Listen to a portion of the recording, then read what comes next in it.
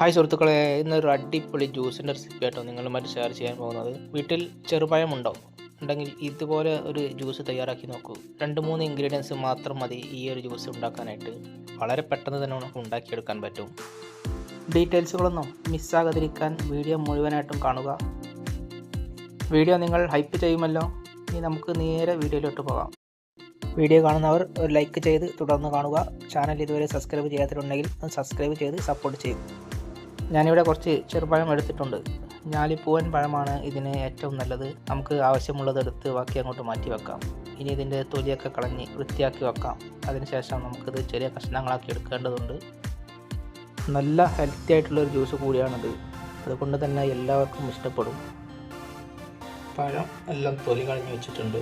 ഇനി ഇത് ചെറുതായിട്ടൊന്ന് കട്ട് ചെയ്തെടുക്കാം.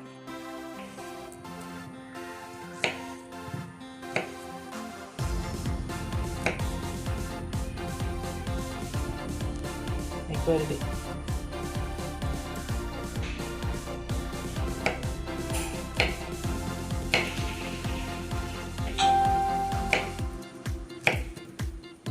ചെറുതായിട്ട് കട്ട് ചെയ്യുക. ഈ രീതിക്ക് വേണം കട്ട് ചെയ്തെടുക്കാൻ. മുഴുവനായിട്ട് കട്ട് ചെയ്യുക. പഴം എല്ലാം കട്ട് ചെയ്തെടുത്തിട്ടുണ്ട്. ഇനി ഒരു മിക്സിയുടെ ജാർ എടുത്ത് അതിലേക്ക് ഇട്ട് കൊടുക്കണം. 2 ട്രിപ്പാക്കിയാണ് ഇത് അടിച്ചെടുക്കുന്നത്. അതുകൊണ്ട് തന്നെ കട്ട് ചെയ്തതിൻ്റെ പകുതി ഇട്ട് കൊടുക്കുക. ഇനി ഇതിലേക്ക് പാൽ ഒഴിച്ച് കൊടുക്കണം. ഞാനിവിടെ കട്ടപ്പാലാണ് എടുത്തിരിക്കുന്നത്. ആവശ്യത്തിനുള്ള പഞ്ചസാരയും കൂടി ഇട്ട് കൊടുക്കുക. ഇനി ഇതിലേക്ക് ഇതിൻ്റെ മെയിൻ ഇൻഗ്രീഡിയൻസ് ആണ് ചേർക്കുന്നത്. ഞാനിവിടെ കുറച്ച് കശുവണ്ടി ചേർക്കുന്നുണ്ട്. വെള്ളത്തിലിട്ട് കുതിർത്തതാണ്. ഒരു പാക്കറ്റ് 5 രൂപയുടെ ഹോർലിക്സും കൂടി ഇതിലേക്ക് ചേർത്ത് കൊടുക്കണം, ഒരു ഫ്ലേവറിന് വേണ്ടി. ചെറുപഴം ജ്യൂസ് നല്ല തിക്കായിട്ട് അടിച്ചെടുത്തിട്ടുണ്ട്.